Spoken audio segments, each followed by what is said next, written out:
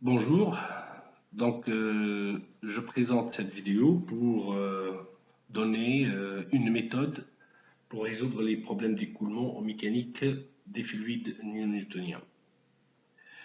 Cette vidéo est destinée pour des étudiants en deuxième cycle, que ce soit des élèves ingénieurs ou des étudiants en master professionnel ou un master de recherche. Cette vidéo peut servir également pour les ingénieurs qui sont intéressés. Alors, avant toute chose, j'aimerais bien faire un rappel des lois de conservation qui sont utilisées pour résoudre les problèmes d'écoulement. Il y a l'équation de continuité, l'équation de conservation des quantités de mouvement, et l'équation de l'équilibre thermique ou le premier principe de la thermodynamique. Alors que dans notre cas ici, on va étudier un écoulement à une température constante, donc cette équation-là ne sera pas considérée. L'équation de continuité, donc, elle traduit la conservation de la masse. Elle s'écrit sous la forme suivante, ρ point plus div de ρ V égale à 0, où ρ est la masse volumique du fluide. V, le vecteur V, c'est un vecteur de vitesse en un point du liquide en écoulement. Il est représenté par trois composantes U, V, W. Sachant que les liquides sont incompressibles, donc la masse volumique est une constante. Ρ point, donc à ce moment-là, égale à 0. Et l'équation se réduit à div du vecteur vitesse est égal à 0. C'est une équation scalaire. L'équation de conservation des quantités de mouvement, elle représente l'équilibre de forces. Trois forces. Force, un vecteur qui représente les forces d'inertie, qui est égal à la somme de deux vecteurs de force. Le premier, il représente les forces de surface. Et le deuxième, il représente les forces de volume. Pour un fluide très visqueux, le nombre de Reynolds est très faible et du coup, donc, le vecteur des forces d'inertie est négligeable devant les forces de viscosité. En plus, en l'absence de force de volume, généralement les écoulements se passent sous l'effet de la gravité. Il y en a d'autres forces de volume telles que les forces électromagnétiques. Mais ici, donc, le vecteur est considéré nul puisqu'il n'y a pas de force de volume. Alors, l'équation principale, ρV point est égal à div de sigma plus B, se réduit tout simplement à div de sigma est égal au vecteur nul. Donc, c'est une équation vectorielle.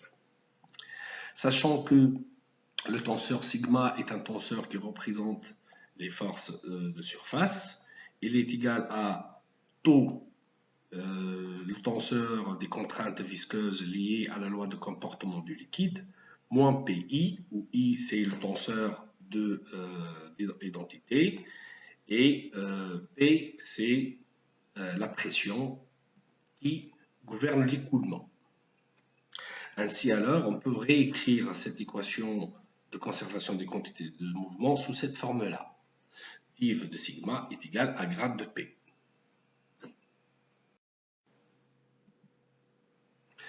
La méthode consiste en un certain nombre d'étapes, mais avant de présenter les étapes de la méthode, j'aimerais bien attirer l'attention sur le fait que les équations de conservation de la masse et conservation des quantités de mouvement sont bien en fonction du vecteur vitesse, du tenseur des contraintes visqueuses et du tenseur des taux de déformation. Alors les trois étapes sont, dans un premier temps, il faut déterminer le tenseur des taux de déformation. La deuxième étape, il faut déterminer le tenseur des contraintes visqueuses, ou bien le tenseur lié à la loi de comportement. Et la troisième étape, c'est d'appliquer les lois de conservation, loi de conservation de la masse et conservation des quantités de mouvement, et résoudre les équations différentielles. Alors, chaque étape est composée de sous-étapes. Pour la première étape, par exemple, on commence par choisir un point quelconque du fluide en écoulement. Et il vaut mieux que ce point ne soit pas confondu avec les limites ou les parois de la géométrie d'écoulement ou bien des éléments de symétrie de la géométrie d'écoulement. Puis après, donc, on dessine le vecteur vitesse selon une logique et la cohérence de l'écoulement. Après ça, donc, on détermine la forme du vecteur vitesse en fonction des variables du système de coordonnées. Dans un quatrième temps, donc, déterminer le tenseur de gradient de vitesse. Et enfin, déterminer le tenseur de taux de déformation.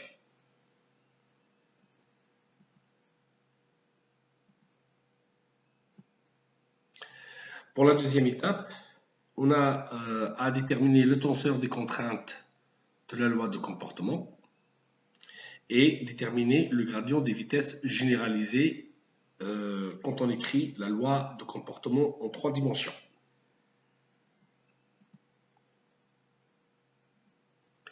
Enfin, la troisième étape, c'est d'appliquer les lois de conservation et résoudre les équations différentielles. Dans un premier temps, il faut vérifier la condition de conservation de la masse. Et après, donc, on a des équations différentielles qui viennent des équations de la loi de conservation des quantités de mouvement, que sont des équations différentielles à résoudre. Donc, l'application de cette méthode va être sur l'écoulement d'un fluide de Bingham entre deux plans parallèles. Voilà le schéma. Donc, on a un fluide entre deux plans, séparés par une distance égale 2E. Et puis, l'écoulement est gouverné par une différence de pression entre l'entrée et la sortie. Pour la pression d'entrée, on a supposé qu'elle est égale à delta P, et la pression de sortie est égale à 0. Et puis, sur une largeur qui est égale à l'unité. Donc, l'écoulement, ou bien la différence de pression, va assurer l'écoulement entre 0 et la longueur L. Les conditions d'écoulement, on a un fluide de Bingham en écoulement suivant l'axe des X entre deux plans distants de 2E. Une différence de pression delta P assure l'écoulement sur une longueur L. L'écoulement est en régime permanent et laminaire, puisqu'on le considère qu'il est très visqueux. L'écoulement s'effectue sans glissement, c'est-à-dire le fluide et les plans, il n'y a pas de glissement. L'effet de la pesanteur et des bords sont négligeables parce que, je parle des bords parce que dans certains cas, on étudie des filières plates. Et enfin, on suppose que l'écoulement s'effectue à une température constante.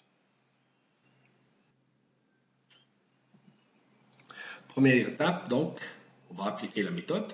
Déterminer le tenseur des taux de déformation D pour notre écoulement. Donc voilà le schéma de l'écoulement.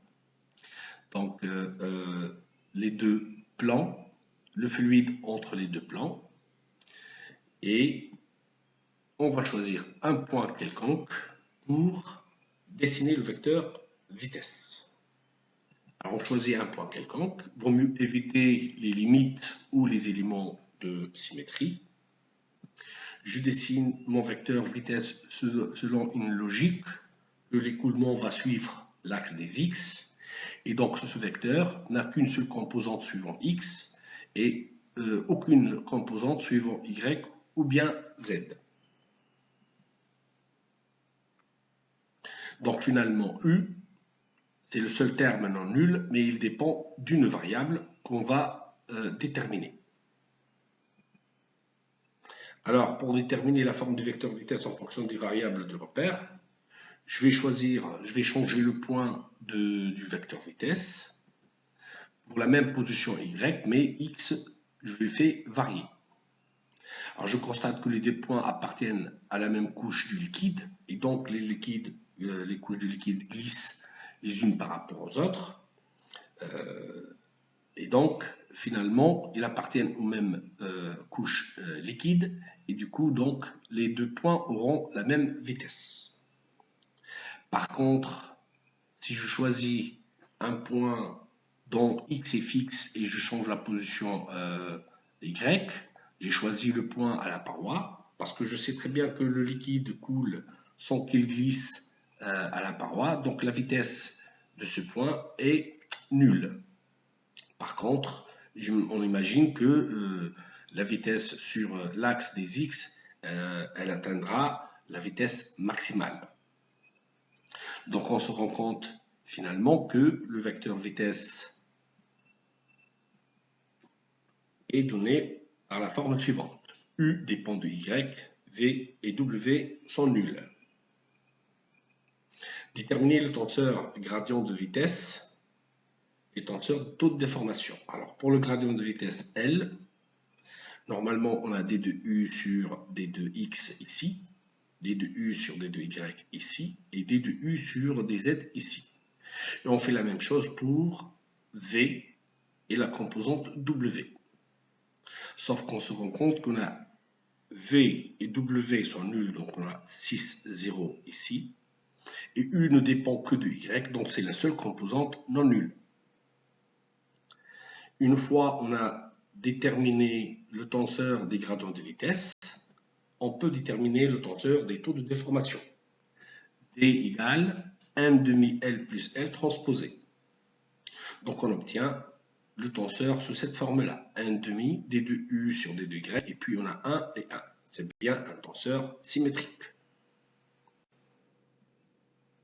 Deuxième étape, c'est aller chercher les composantes du tenseur contrainte visqueuse, ou bien le tenseur lié à la loi de comportement du liquide.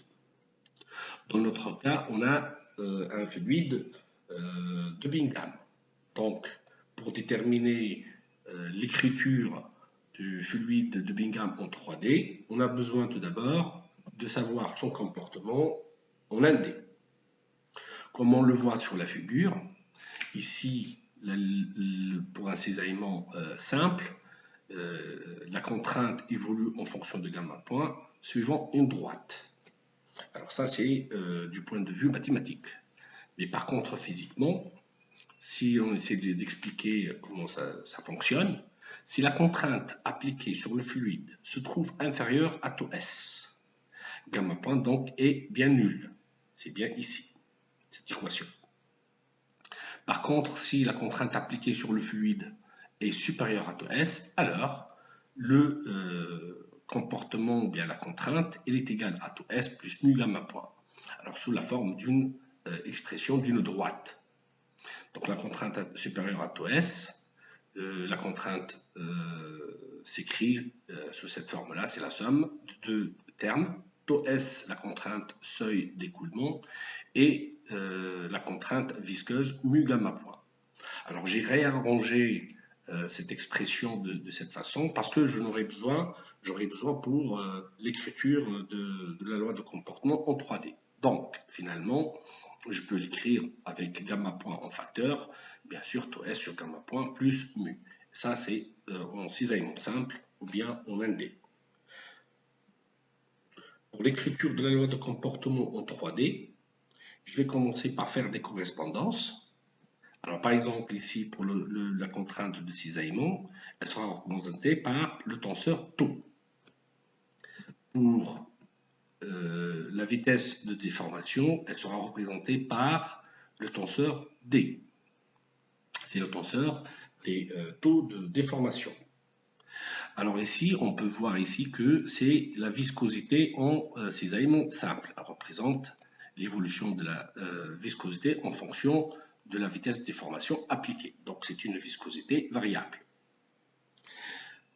En 3D, on va prendre la même fonction et au lieu de l'appliquer comme ici avec gamma point, en 3D, on applique la même fonction avec gamma point bar, qui est le taux de déformation généralisé, donné par la formule gamma point bar est égal à la racine de 2 fois la somme de dij au carré.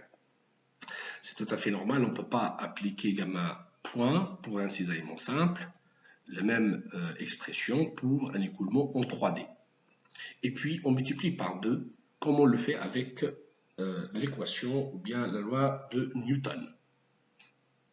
Alors si maintenant on a fait la comparaison de la contrainte appliquée par rapport à TOS en 3D, on ne peut pas le faire directement. Par contre, on peut prendre le deuxième invariant qui représente le module du tenseur contrainte. Il représente la magnitude des contraintes appliquées sur le liquide.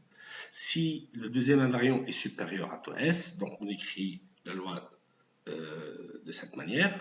Par contre, si le deuxième invariant est inférieur à tau S, alors on considère que le tenseur des taux de déformation est un tenseur nul.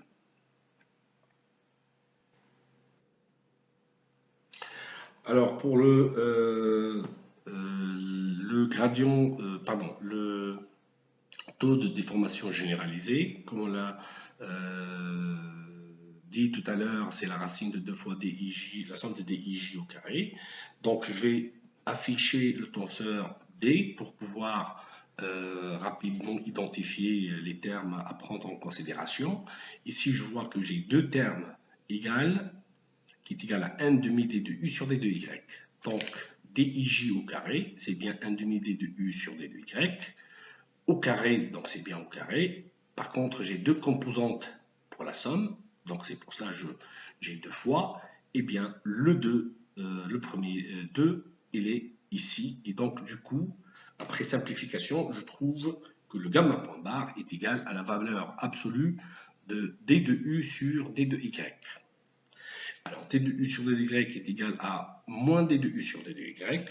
La valeur absolue, la valeur absolue de d de u sur d de y est égale à moins d de u sur d de y parce que, en regardant le dessin ici, j'ai dessiné un profil de vitesse approximatif et d de u sur d de y, c'est bien une tangente décroissante, tangente à la courbe, une courbe décroissante. Donc quand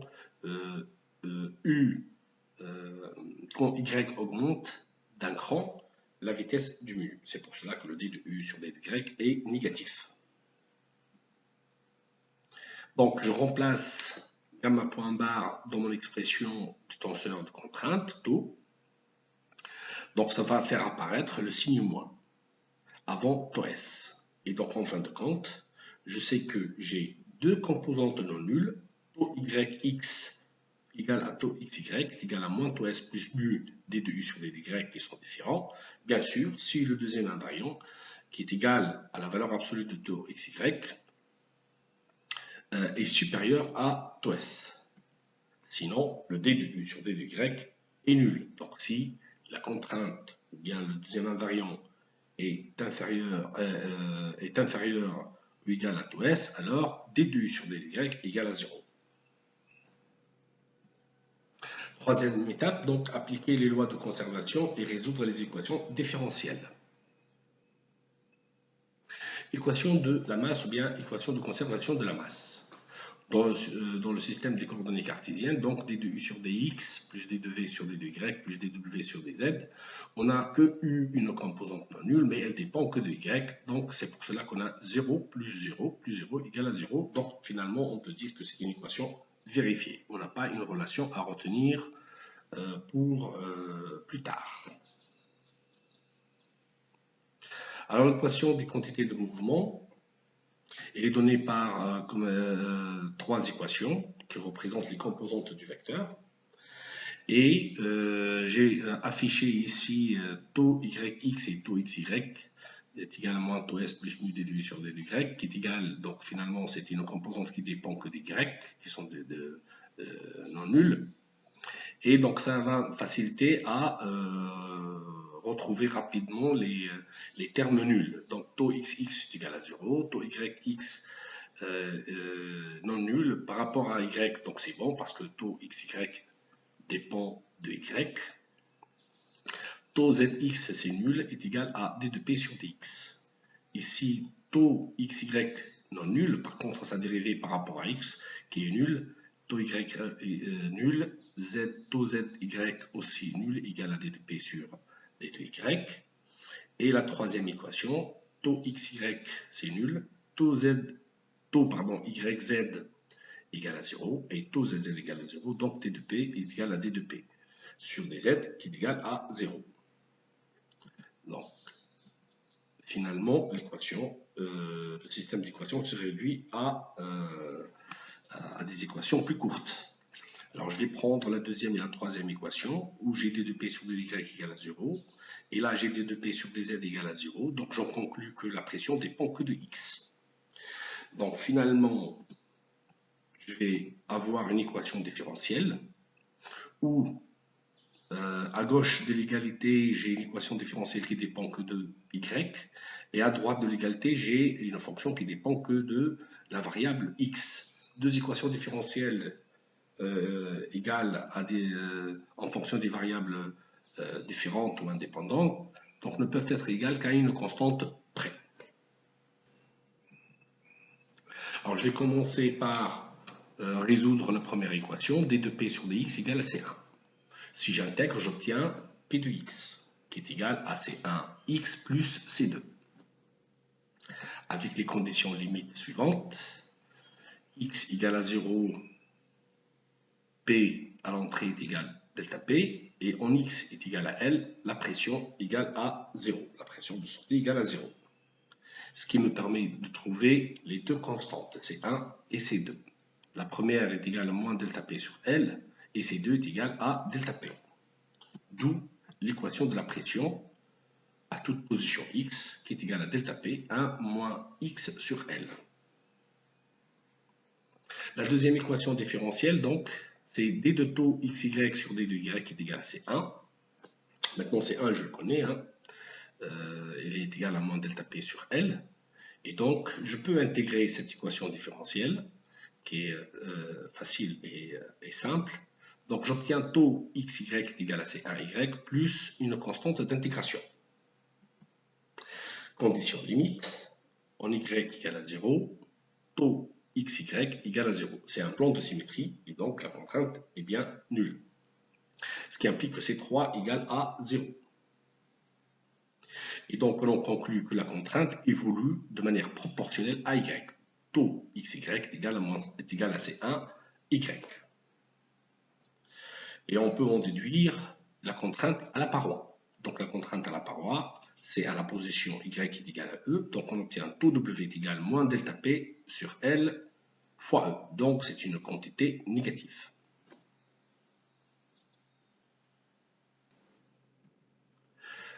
Alors, je rappelle la contrainte à la paroi, taux W est égal à moins delta P sur L fois E. Alors, imaginez que la contrainte à la paroi soit inférieure à la contrainte seuil du liquide. Dans ce cas-là, l'écoulement ne peut pas avoir lieu parce que tout simplement, si la contrainte à la paroi se trouve inférieure à taux S et que taux S se trouve à l'extérieur du plan, donc il n'y aura pas d'écoulement. Donc finalement, ça veut dire que, puisque taux W s'écrit en fonction de delta P, ça veut dire que la différence de pression n'est pas suffisante pour engendrer un écoulement. Par contre, si la contrainte à la paroi ou la valeur absolue de la contrainte à la paroi est bien supérieure à taux S, donc j'en conclus que taux S se trouve entre 0 et la contrainte à la paroi, à une position donnée quelconque que plus tard je vais appeler la position ES. Donc, je peux déterminer ES à travers l'expression de la contrainte appliquée au point en Y qui est égal à ES. Donc, j'obtiens delta P sur L fois ES. Donc, c'est l'expression de la contrainte seuil. Soit je connais la contrainte seuil et je peux déterminer la position, sa position, ou bien je connais la position par les moyens, par exemple, de vélométrie laser, ou une autre méthode, ça pourrait être caméra vidéo, avec des marqueurs, etc. Donc, on peut déterminer la contrainte TOS. Donc, finalement, si la contrainte qui se trouve dans la partie centrale se trouve inférieur à la contrainte seuil, ça veut dire que d de u sur d de y égale à 0. Donc, ça veut dire que la variation de la vitesse par rapport à y dans cette partie, elle est nulle. Donc, finalement, tous les points ont la même vitesse. D'ailleurs, ici, j'ai dessiné le profil de vitesse approximative. Ça veut dire que la partie centrale coule avec la même vitesse parce que d de u sur d de y égale à 0. Par contre, la partie pariétale, elle se trouve avec des contraintes supérieures à tau S, et donc on a plutôt le glissement des couches les unes par rapport aux autres. Donc on a du frottement et un écoulement pour la partie pariétale, en haut et en bas. Par contre, la partie centrale, elle coule avec la même vitesse, comme un bloc. Il s'agit comme s'il s'agit d'un solide, le liquide sous forme de solide, lui-même sous forme de solide, et donc il coule avec la même vitesse.